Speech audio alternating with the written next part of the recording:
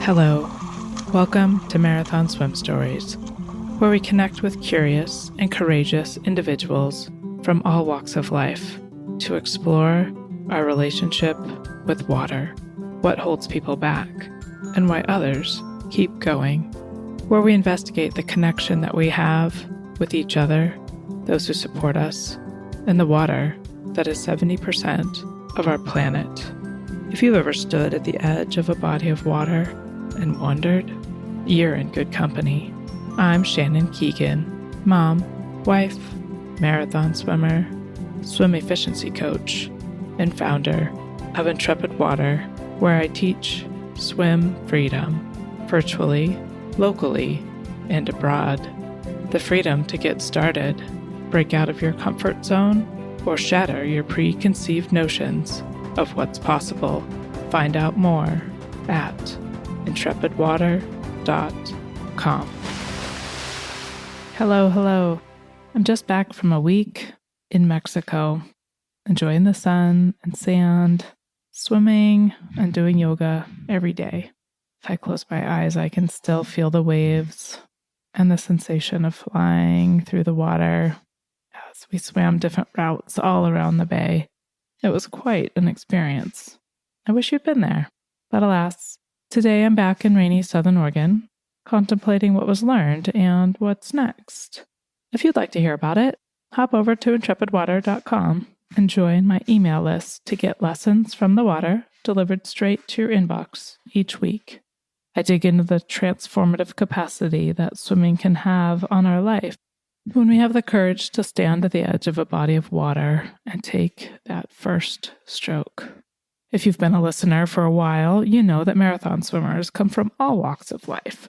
Some start swimming when they're tots, maybe take a break for a while and then come back to the call of the water, while others find their way to the water midlife. In our deep dive episode today, I'm joined by an adventurous group of swimmers from Brisbane, Australia, who decided to tackle the 15-kilometer swim down the Derwent River in Tasmania, and several of them just started swimming in the last few years.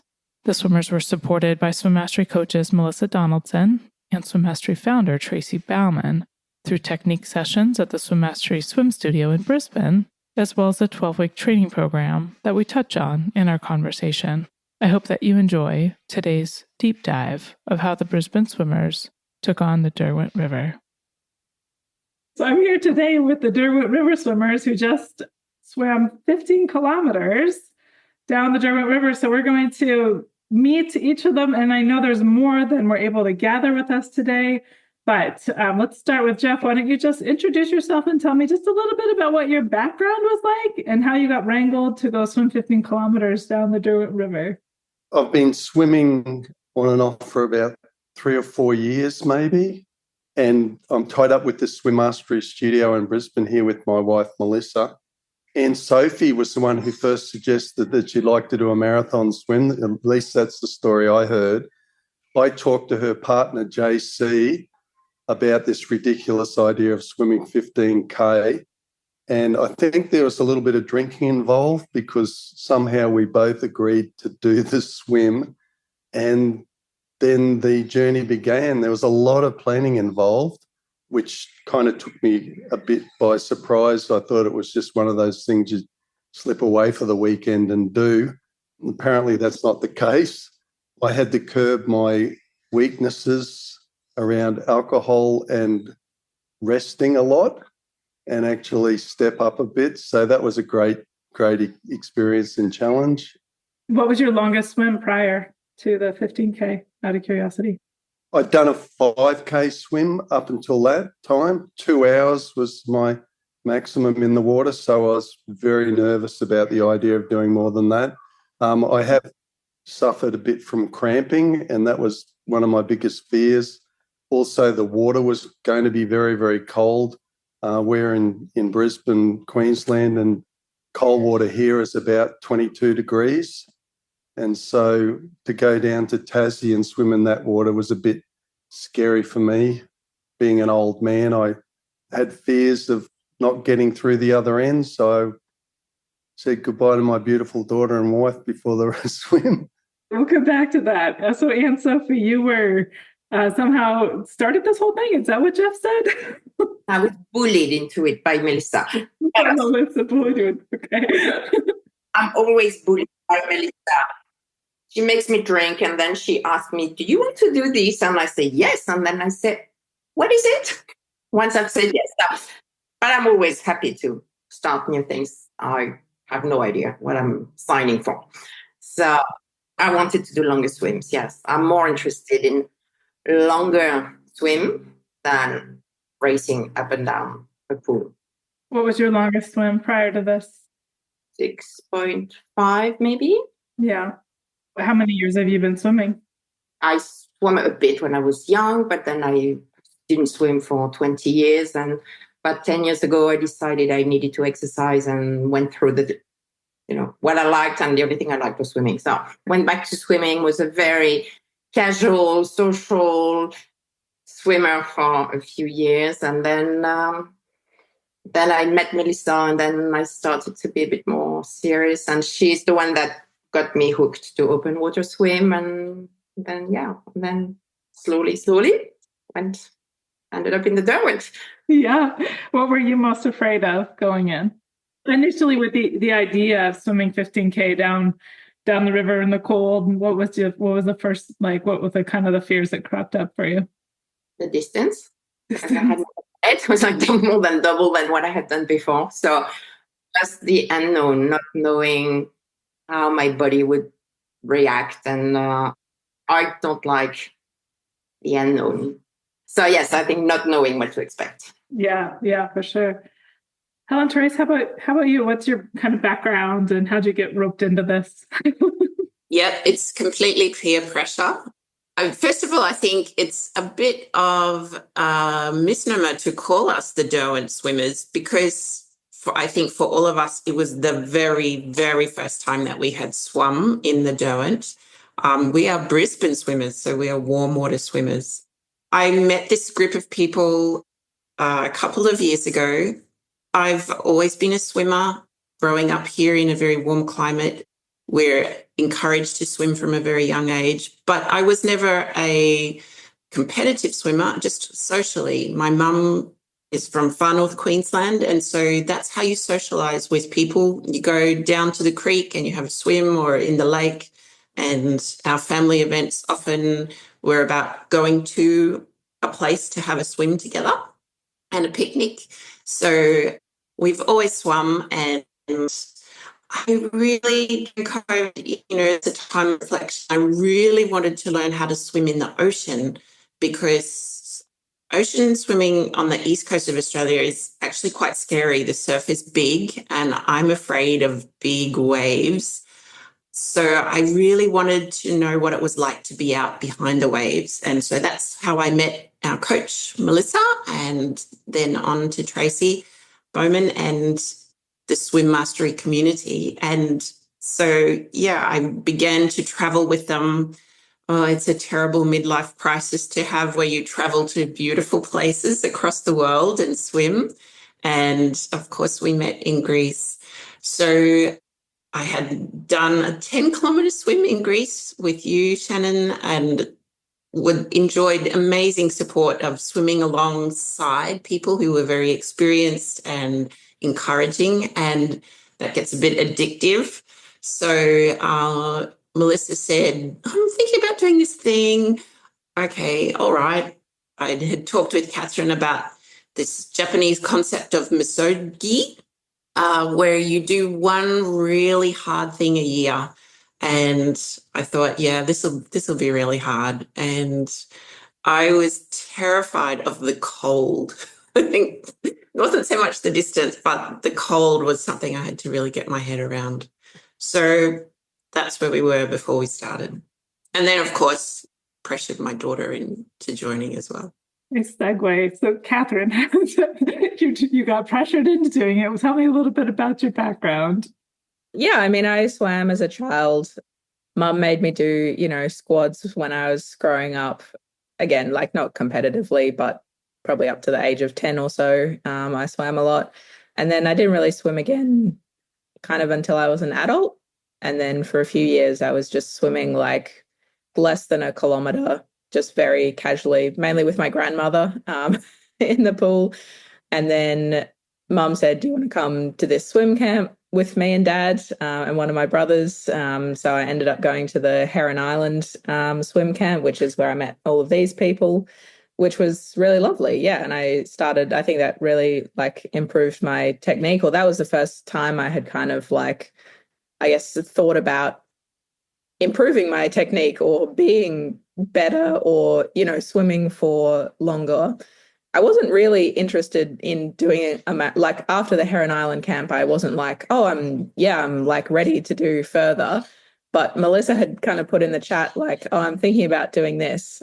And actually my initial reaction was like, oh, no way. Like, good luck to her, but no way. And then Mum was kind of like, oh, I want to do it. Like, would you want to come with me? And I sort of thought about it. And, I was kind of like, well, I just think, I'm being a bit ridiculous. Like, I'm a person in my 20s who's otherwise healthy. Like, there's no reason that I shouldn't be able to do this. The only thing that would be stopping me would be that I just, feel a bit too lazy to do the training and do it. So I said, yeah, all right, I'll do it. Probably a bit naively. I was like, oh yeah, how hard can it be? I'm a young person. I know how to swim. You just keep swimming further than you've swum before. I love it. It's good to have that attitude. Caroline, how about you? So my swimming background, I guess, is a bit like Anne-Sophie. I've swum on and off for years, and more seriously in the last few years. The longest swim I did was probably in Greece, which was maybe around 5.5, I think, from memory. So that was for the 15, it was quite a step up, but we were encouraged with the thought of this current that was going to sweep us down the river. And well, there may have been some current, but yeah, it wasn't really quite as full on as what I was hoping for. And there was some headwind on the day, which kind of cancelled that out at times. So, yeah, that's sort of a little bit about my swimming background and the preparation. Mine was, I was so glad that we had the structure of the swim mastery program to follow, the booklet and the whole program that Melissa and Tracy came up with. I was so glad we had that because it sort of felt like a bit like a safety net.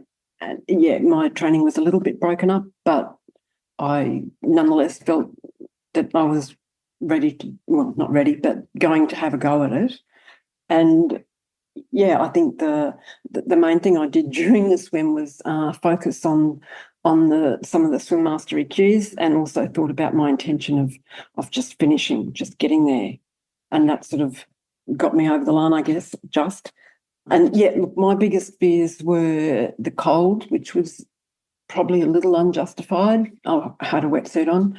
So I think my biggest concern was the conditions on the day, and the distance was pretty tough. Yeah. Tell me a little bit more about that structure, what you called, like that safety net. What was it like? Well, first of all, how long did you have? It was a 12-week program, but there was a couple of extra weeks in there because it was over the Christmas holiday period. So there was a few extra weeks built in, which I think we all needed. So it was a 12-week program, and it included, Melissa sending us frequent information and sort of keeping us on track. Like, hey, you should be doing this right now. You should be doing, looking at your nutrition. You should have done X many open water swims. And that was really helpful because I think without that, a lot of my training wouldn't have even happened at all. I would have just substituted it for going for a quick swim at the pool, which obviously wasn't going to get me there. So I think that was, that was sort of the foundation. And then we also had a couple of sessions in the endless pool with Tracy and Melissa that focused on specific cues for our own personal swimming. So, yes, we all use similar cues, but Tracy gave us some takeaways of cues that were going to be perhaps most helpful for us during the event, which I found really comforting that it was customized like that. Not just, okay, everybody send their books away from their feet. Like it was far more tailored, which was so good. Yeah. So the 12-week program encouraged you to be checking in on your nutrition and how many open water swims you're doing. Was there like a certain number of times a week you're supposed to be going to the pool, or? Yeah, there was. And I guess that was a little bit loose. So we had, I think from memory, it was one technique type program a week and one more distance type program. Correct me if I'm wrong, guys. But that's how I sort of viewed it, that it was, follow the book and then another swim of more distance. And that sort of worked well. I wouldn't say I kept to it 100%, but it was having it there and sort of having a broad idea of what we were meant to be doing was perfect. Jeff, you want to elaborate a little bit more on what the preparation was like for you? I think that's pretty well summed it up. The only other thing I wanted to add was that we did quite a few swims out at a local dam here. It's an old water reservoir called a Nogra. And so we'd get out there once a week for quite a few weeks and I'd smash out an hour or 2 hours in the water. What I found curious was that we never spoke in kilometres. It was always a time-based thing, and I'm not quite sure why we did that, but it seemed to work pretty well. Yeah. But when I reflect back on it, it wasn't so much the swim for me that I remember most, but I remember those early mornings out at Enoggera where we'd all get together and go for a big swim out in the beautiful Aussie bush. And I feel like we all connected at that time. I certainly did. I found it a lot of fun and we all had a common goal and we were all very nervous about what was going to happen and who was going to come out the other end. So was that like, how many times a week were you going out for the reservoir? It was only once a week. For how many weeks, guys? I can't remember, maybe 4 or so. At least 4. We had that back-to-back swim, so then we went twice. I also took my son on the swim as a support kayak, and so he was pretty inexperienced, and so he wanted to practice being the support kayak. So we went to the dam quite a few times in the last couple of weeks. We probably went 3 or 4 times a week. And I think swimming in open water is really different from swimming in a pool because you have no vision under the water. And I think that's something that many swimmers that I've talked to about swimming longer distances and in the open water, they always talk about how it's so scary when you can't see anything. You can't see that black line and you have to rely on your above water sighting. It is the first couple of times I went to the dam, I did have to really, especially when I was swimming by myself, I would stop and talk to other swimmers because it was reassuring and I had to just, very overactive imagination, had to just make sure that there was no dead body floating under the water or something like that. And I know that was very unlikely, but, you can see a little bit of weed or something. You think, what's that thing? So getting used to swimming in something and not being able to see, I think was a really helpful preparation for once we actually dived into the Derwent River, because that was different again. It was black and it was amazing. It was like swimming in outer space. And I think that the river part is a key point because the dam and the ocean and the beaches that we've swum at, they're not rivers. This was a river swim, and that's, I think, my first river swim ever. So I swam in lakes and the ocean and dams, etc. But that was, I'm pretty sure, my first river swim, and it's a really different experience. Likeable, but different. Yeah. I want to come back to that, Carolyn. And Sophie, you mentioned, I want to just kind of get to so you were swimming like maybe 2-3 times a week or 4 times, like how many times a week? And then you mentioned, Anne Sophie, like at the end that there was a back-to-back, or how many back-to-backs did you do? Maybe you want to dive into a little bit of that. We did just one back-to-back. So it was 2 hours each time. So 2 hours and then 2 hours the next day. So 3 times a week where you were swimming, and then this one, and then one. That was not. I was actually. I'm the bad student in that group. I don't ask me too much. I would go two to 3 times a week. So I was not as serious in my training as the others, I think. Did you prioritize like the open water swims or the technique sessions in the pool? What were you kind of prioritizing?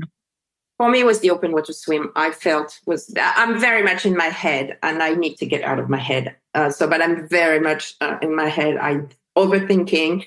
So for me, doing a open water swim, I wanted to train in open water. So the exercise in the pool where you had to count your strokes, I knew where. I know, like in theory, I know they're great and they're useful, but in my head, I was frustrated and I was tensing up, and I was in the open water. I could relax, and I was using the cues. I was following, but I was more relaxed training in open water than in the pool. But I guess everybody's different, so I had a different experience from the others that were more studious than me. Did you know that you can support Marathon Swim Stories by subscribing? Even just a few dollars would be helpful to keep the stories coming to listeners like you. Check the show notes for a link to subscribe, and be sure to reach out to me and tell me what you'd like to hear more of. Thank you. Catherine, you tell me a little bit about you haven't touched on what your training experience was like. I wouldn't say that I was the most studious either. I tried to get in and do the sessions at least twice a week. And there was some weeks where I didn't achieve that. But having like a structured program, I think, was really motivating for like actually, being disciplined about getting in the pool, 2 or 3 times a week, or swimming 2 or 3 times a week, because just left to my own devices, like, I may not get to do that because other things get in the way. So yeah, it was I think good to have like a program. It was great to, just get to the pool and be like, I just need to follow this, set, and I don't need to decide like how long I'm going to go for, or just, like swim aimlessly until I feel like getting out again, which is what I sometimes do, which is relaxing as well, but not the most useful for training preparation. So yeah, I really enjoyed having like a structured program. I did enjoy swimming in the dam as well. I hadn't really been, I'd been just like paddle swimming in the dam, but I hadn't actually been out, swimming past the little swimming area. So that was pretty good as well. And that, I think, built my confidence in open water as well, because I had been open water swimming on Heron Island when we went. But yeah, that was really different to be in the ocean versus being in the dam. I kind of say it's like, a horse that needs to have like a blindfold on. Otherwise it like freaks out and panics. That's kind of how I felt in the ocean versus in the dam and the river. In the ocean, the water was so clear and there was a lot of wildlife on Heron Island. Like I kind of felt like I was doing this because there was so much happening around me. Like it was quite hard to focus on swimming. Versus being in the dam or the river, like it's a lot more murky, there's less wildlife, and you can't really see anything. So it's like putting blinders on a horse and the horse just calms down because it can't see anything. So I felt a lot more calm not being able to see anything, oddly enough. That was just how my brain worked. Yeah, cool. What about in it outside of, so there's the pool swim sessions, technique sessions, and longer swims, and then these open water swims. Was there any recommendation for doing any other kind of complementary exercising or strengthening or anything like that? We played around in the endless pool a little bit with Melissa and Trace and tuning your technique on some of our technique issues. And then the other challenging thing for me is toward the end of it, we got an opportunity to get the cold water plunge pool. I was going to say that. Yeah. Tell me more about that. What kind of cold preparation did you do? So cold plunge. We did a little bit. I didn't really enjoy it too much. I thought it was pretty painful. In fact, I struggled to stay in for the right amount of time, but it was good. It just added an extra dimension to the training regime and made us think about what we might be in store for. Right. It was very warm in the end. I actually think Oh, we probably get out of over-prepared it. on the preparation. It's warm because you couldn't feel anything. It was actually like 2021, I think, was the actual temperature yeah. of the day. We had Yeah. kind of been expecting or preparing for like 18. So, I mean, I was wearing a wetsuit as well. But in the end, I think it was probably warmer than we were expecting, which was nice. Yeah, that's for sure. And it was just the wind picked up. I think that turned out to be the biggest challenge. And like any of these swims in nature, you can never anticipate what's going to happen. But that really, for me, that just messed with my head terribly. I thought I'd be out in 4 hours, and when it went into 5, and I was just going, like, in my mind, I was just back to the cues. You can do this. And the pain seemed to set in after that too. So yeah, that was the toughest bit. The wind. Yeah. The cues is that keeps you going in that case, I find. The cues are really what, as soon as it becomes hard, going back to the cues is what really helps going. Yeah. Yeah, I find that in my own swimming as well. So let's set the stage a little bit first. So you guys head down to Tassie, as you call it, Tassie. How many of you? So I know some people are missing. How many were there in total? 8. 8 of you swimming. JC and Melissa. JC, yeah. And so JC swam as well. Did Melissa swim, or she? Yes. Yeah. And then Tracy was support boat? Or Tracy wasn't in Tasmania, but she was our support in Brisbane. Oh, one of us. Okay, so you guys all travel there together, and are you staying together? Are you what time does the swim start? No, somebody help set the stage for me. We traveled as a family party, Catherine, myself, my son David, the support kayak, and Catherine's wife, Amelia, who was support thermos holder of hot water and driver. That's a really, really important role for someone to meet you at the end. We flew down to Tasmania on Thursday for a swim that was going to be on Saturday.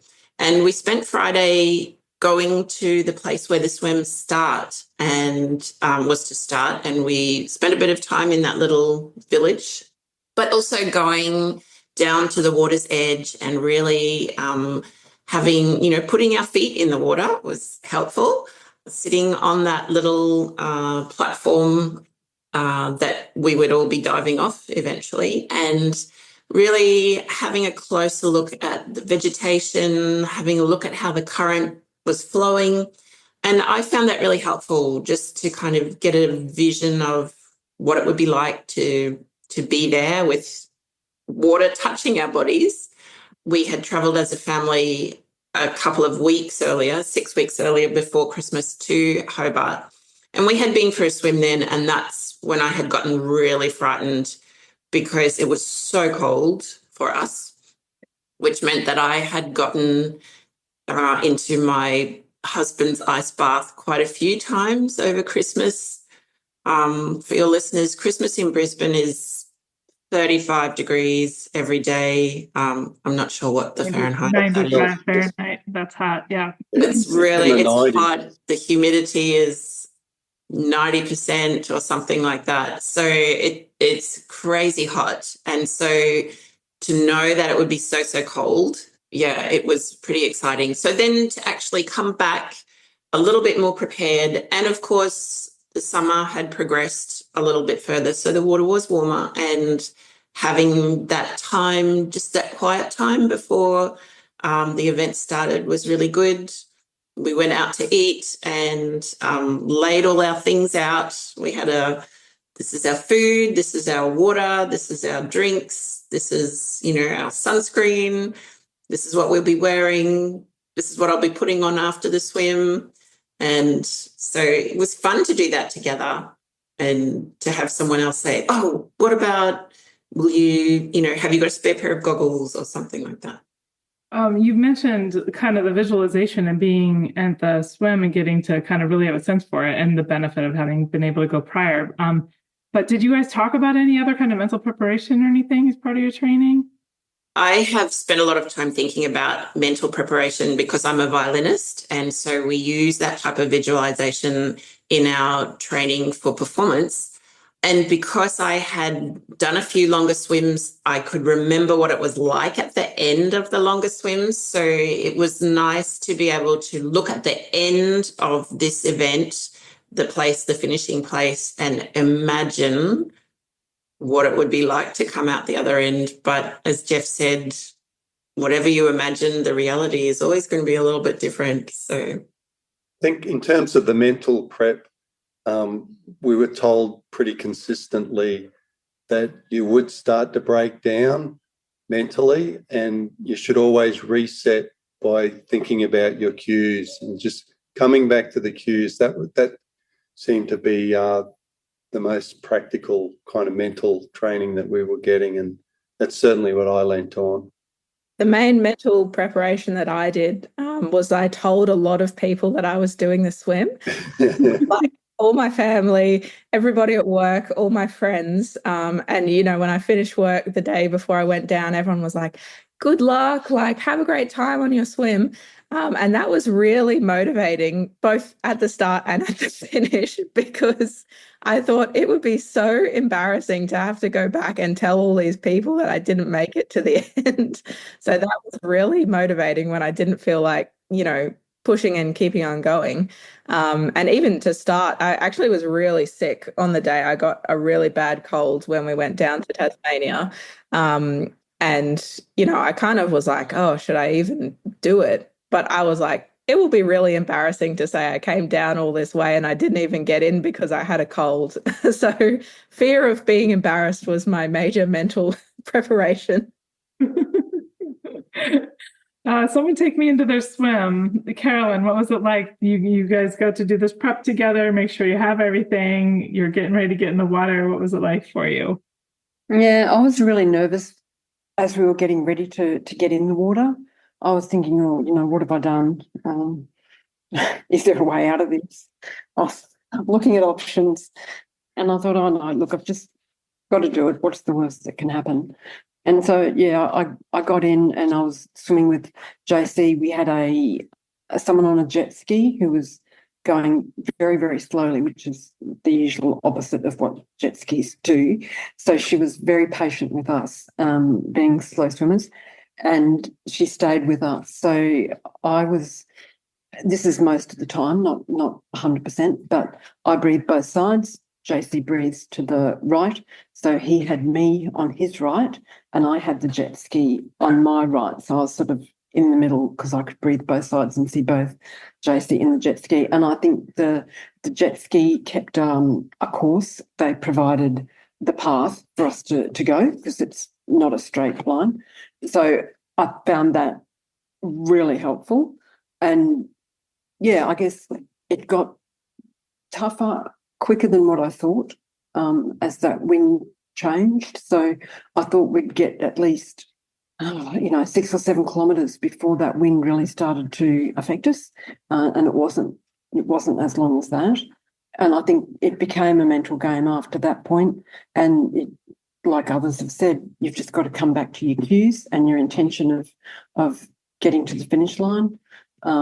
And that's sort of, I guess, how we did it. And the other thing too, which may have been different for others, but JC and I didn't really talk too much during the event.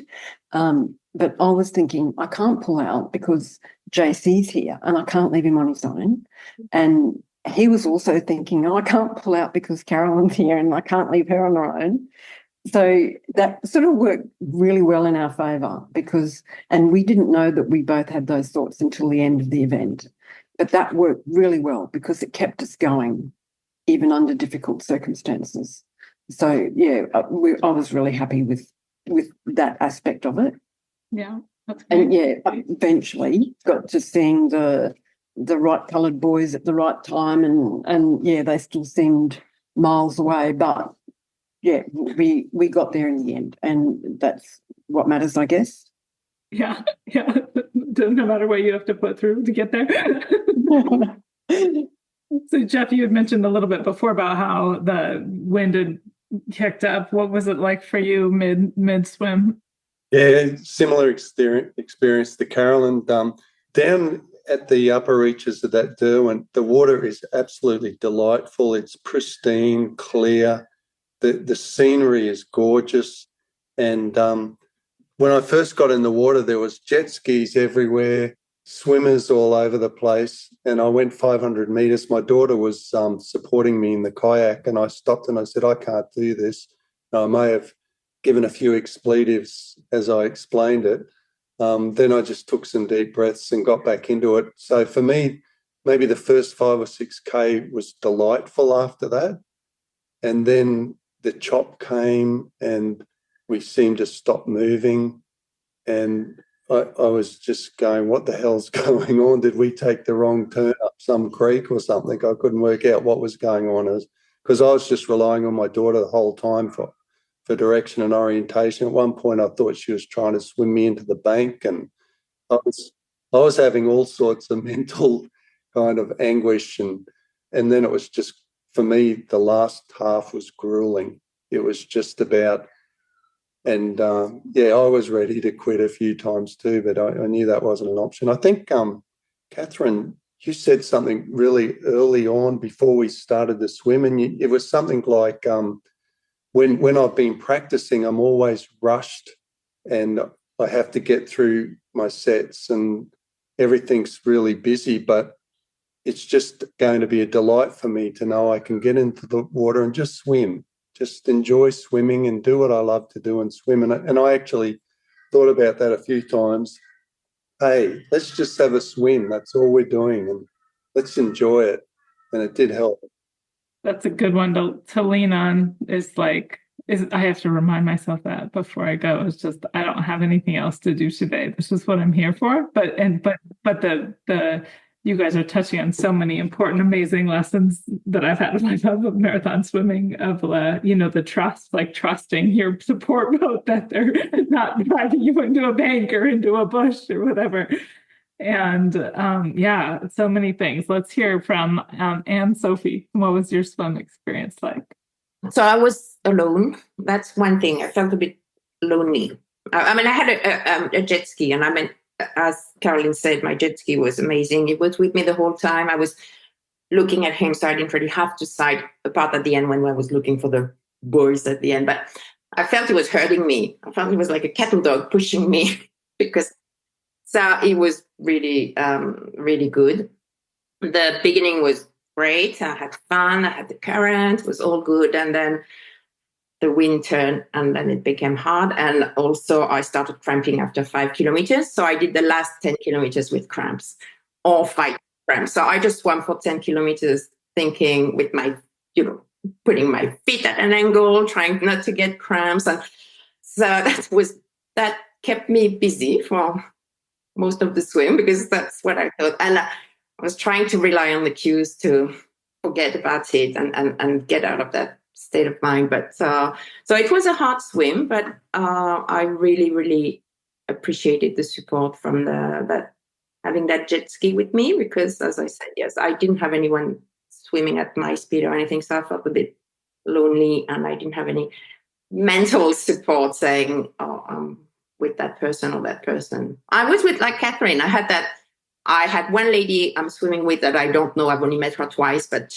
before I did that swim, she was, oh yeah, I'm so impressed you're doing that. So I kept thinking of her, thinking, I can't go back and tell her I've quit. So she's the one that kept me going. And it's really interesting what goes through your head when you do that, because I don't know her. I don't really care about her, but she was the one that I wanted to impress, I guess. Yeah. I also got paired with someone to share like the same jet ski to look after both of us. And it was quite funny, actually. Like, she was kind of like, oh, how fast, do you swim? Like, I'm quite slow. And I was like, oh, like, I'm quite slow as well. And she was like, so what's the furthest swim that you've done? And I was like, like 5 or 6 Ks, which is a little bit of an exaggeration of what I actually had swam. And she was kind of like, okay. Anyway, she took off, and at the finish line, she was talking to my wife, who was there waiting for us. And when I came out, she was like, that is amazing. When she told me she'd only done 5 Ks, I thought there's no way she's going to make it. She's going to die on the way. So I did end up trying to impress the stranger that I was. What was it like for you, Catherine, in the mid swim? Yeah, well, the first half, or I probably got a bit further before I started breaking down.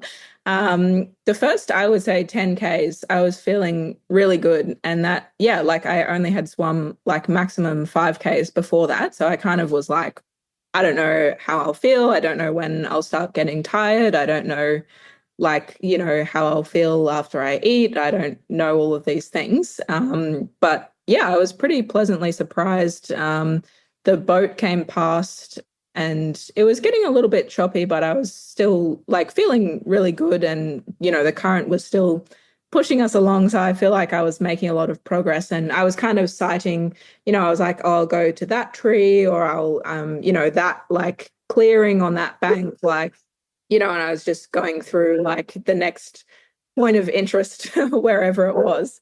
And the boat came past and said, oh, you've done 9Ks, you've only got 6Ks to go.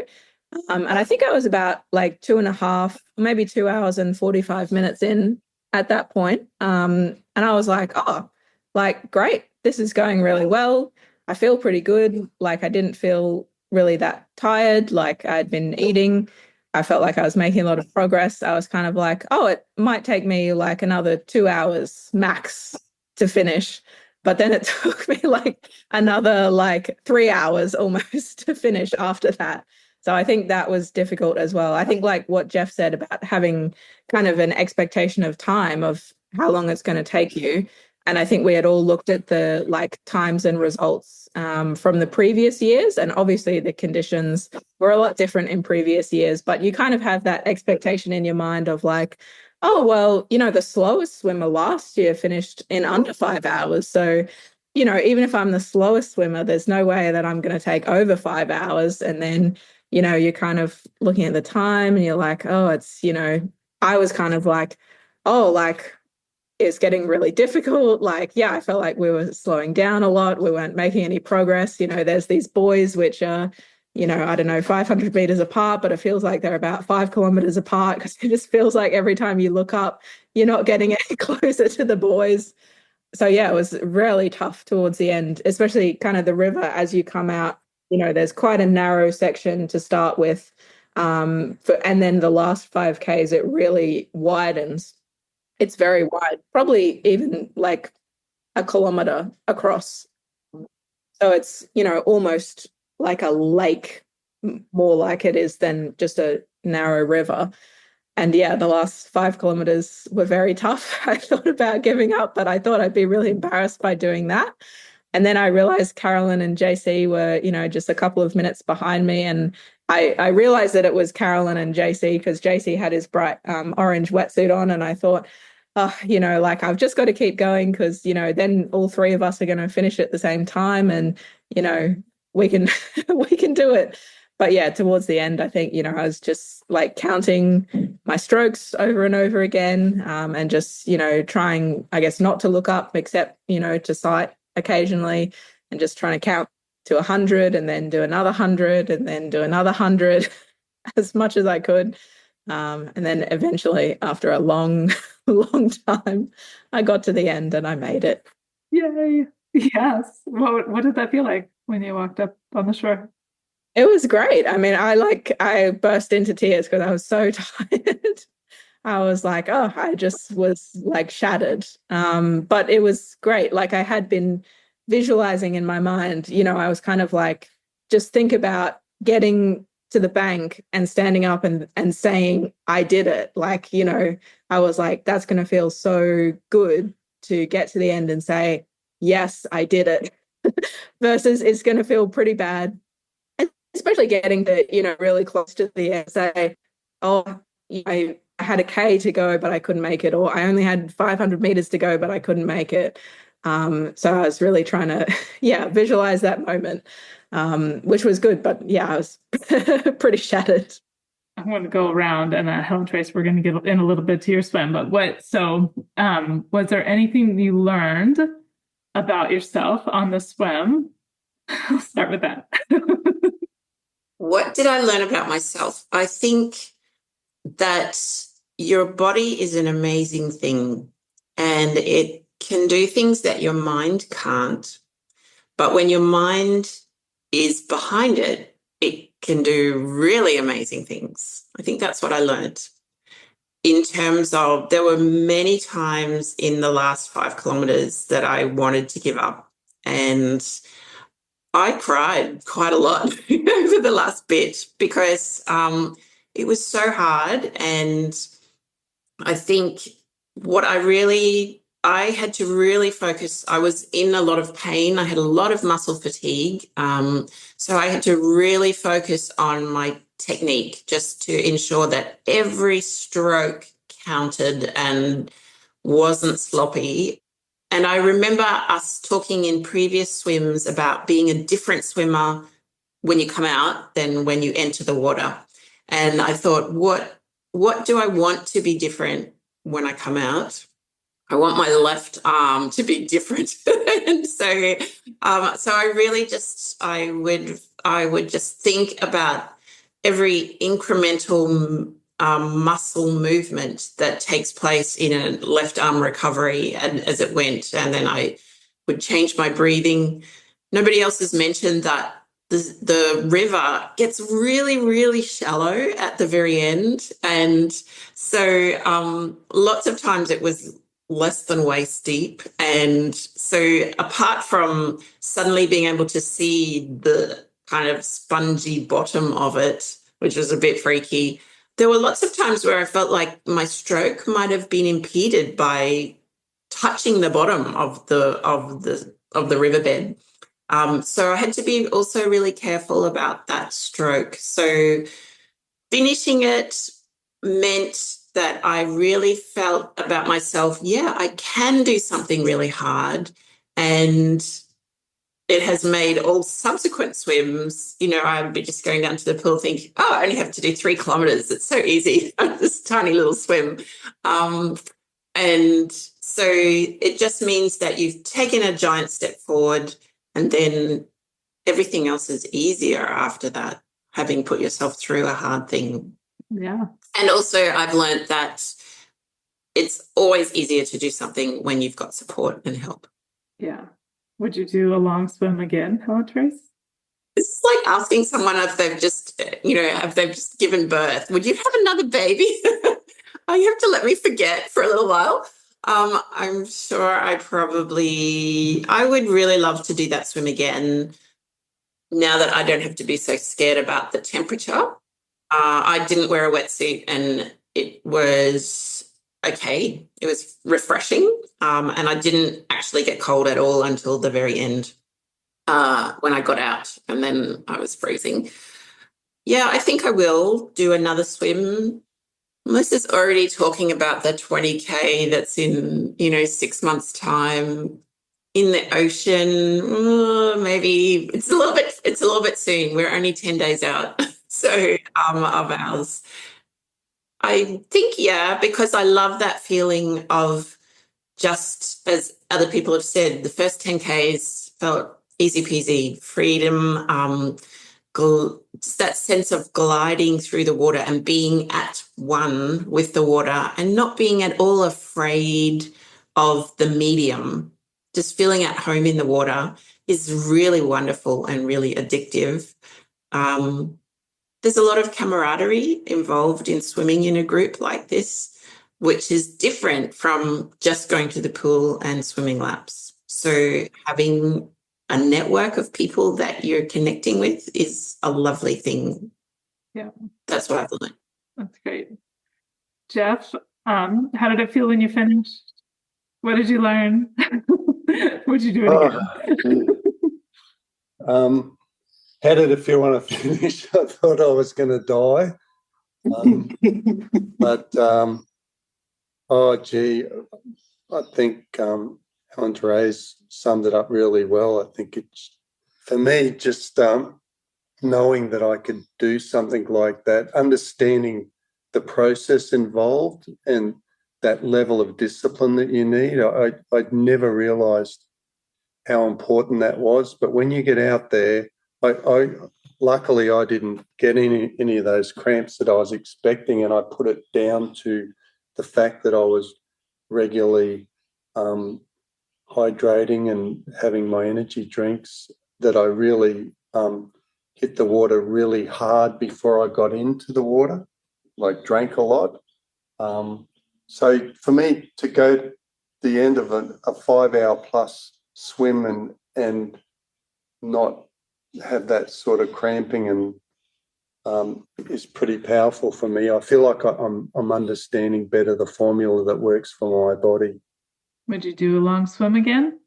I'm not really a people person, but I think the camaraderie was something special that I would, if this crowd said, yeah, we want to do it again next year, I would certainly, I'd put my hand up and join them. I'm not quite sure of any other really long swims that I'd want to do, but I would do that one again if these guys were interested. Very cool. Carolyn, how about you? How did it feel when you finished? What did you learn along the way? Would you do it again? Yeah, all good questions. So maybe I felt a little different to some people. I felt as it finished, I almost didn't want to get out of the water. I sort of didn't want to face people. I didn't want to talk to people. I felt quite emotional. I didn't want to be hugged, touched, talked to. I didn't want to eat. I didn't want to drink. So I was a bit like a stunned mullet. I was just standing. I got out and I was just standing there, and it was pretty surreal. It was just something that I'd never felt before, in terms of making an effort. Because usually after you make an effort, have an achievement, you're sort of quite high and bouncy, and I didn't have that high feeling. I was relieved that it was over, but it was a little bit different for me in that I just didn't really want too much interaction with others. So that was interesting. Would I do it again? Like Jeff said, if others were going to have another go at it, I probably would put my hand up and do it again, I think. In terms of other swims, I don't know. I haven't. My brain's not in a place to sort of answer that yet. I'm still recovering, I think. Yeah. Did you learn anything along the way about yourself or about how you tackle hard things? Yeah, I think I can dig deep. It's possible, and yeah, the camaraderie that you do feel is also something that I guess we all experience, because others have said that, and I think that was pretty special.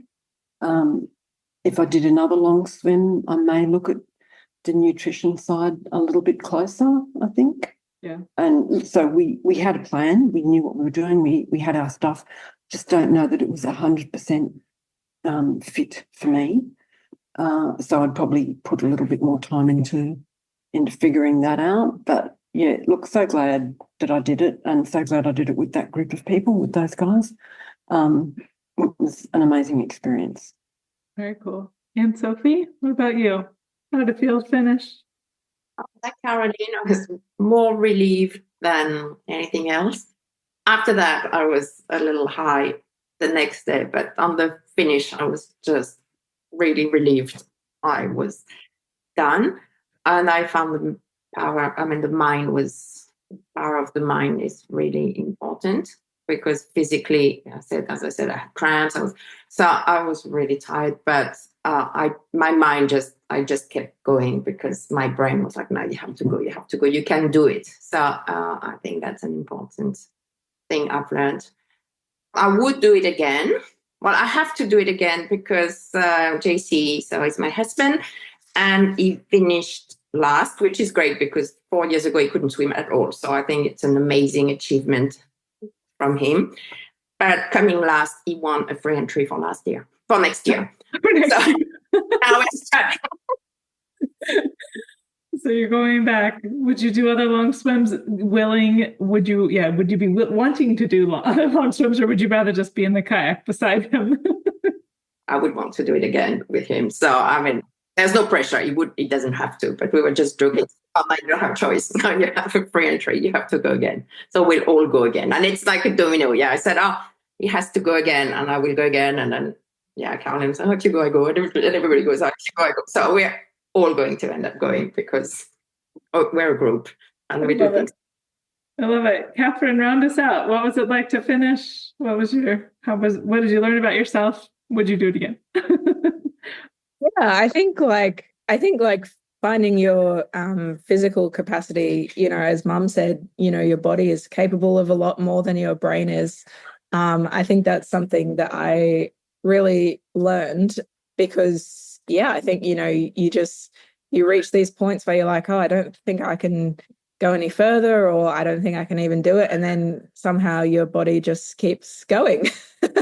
And you find that you have done it, even though your mind was like, oh, no, like, I don't think you can, or, that's it, or that's the limit. I think it's really great to, do something that kind of, I guess I didn't really want to push myself to my physical limits, but that's kind of what I ended up doing.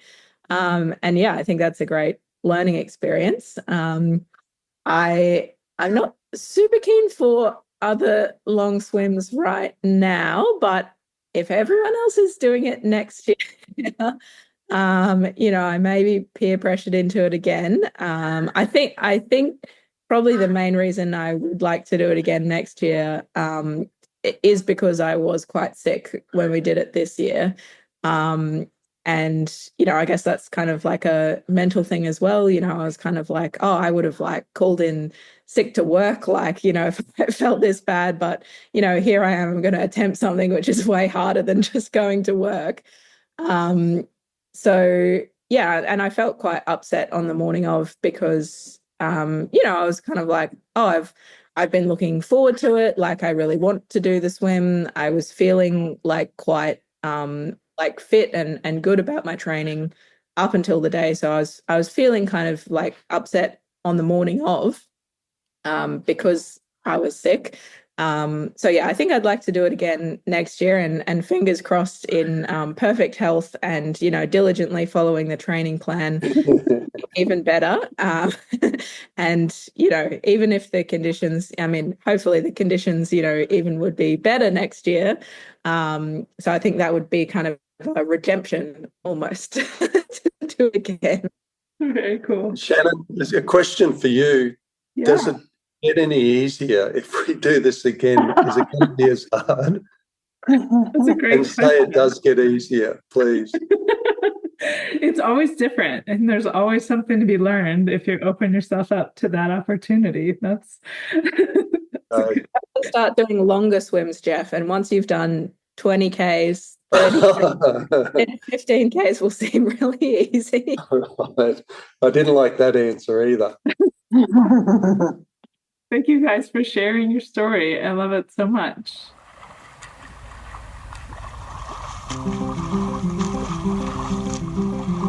I hope you enjoyed today's episode. If you were inspired by even just a moment of this story, please share it with a friend.